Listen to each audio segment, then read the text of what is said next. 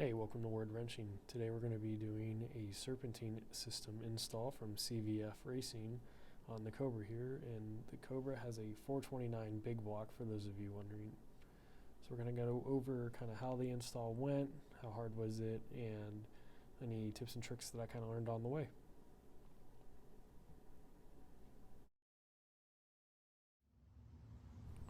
Alright, first thing we got to do is disconnect the battery. So we already have the negative unhooked from storage, so we're just going to unhook the positive real quick.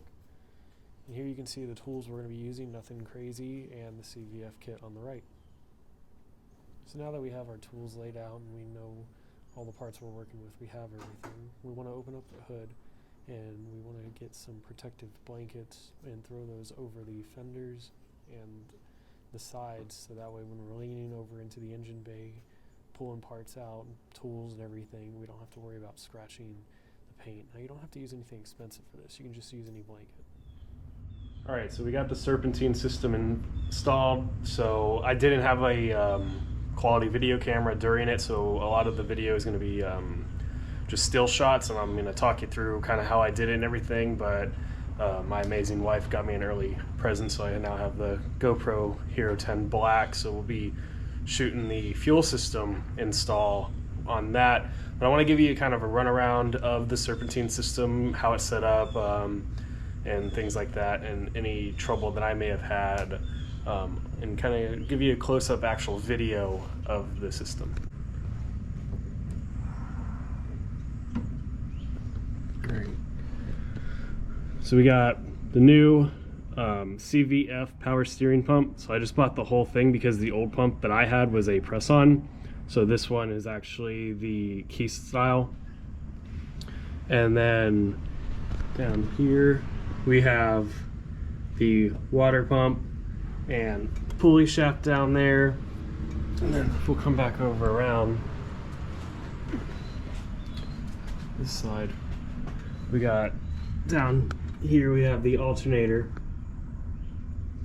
So when you're installing this, the alternator is the first one you want to do, and then after the alternator you do the you do the crank pulley, and then we go power steering pulley or water pump pulley. Geez, early morning. And then power steering is last. The power steering was the most difficult of all of it to install. I did have to shave off a part of the water pump, and it tells you in the instructions that you might have to do that. And down here where this adjusting rod connects, we have this piece that sticks out. So the old power steering pump used this, but the new one doesn't need it. So I had to use a grinder and shave down on that piece, and you can kind of see that silver spot there, and that's how you got it in. So you're going to want to, if you're using the CVF, which I really like it, it's all made in America, lifetime warranty, something you're going to want to take into consideration. They don't have the torque specs in the instructions. I found it on their website. It took a 30-second Google to do. But things that didn't have torque specs that you just kind of tighten down was the crank pulley.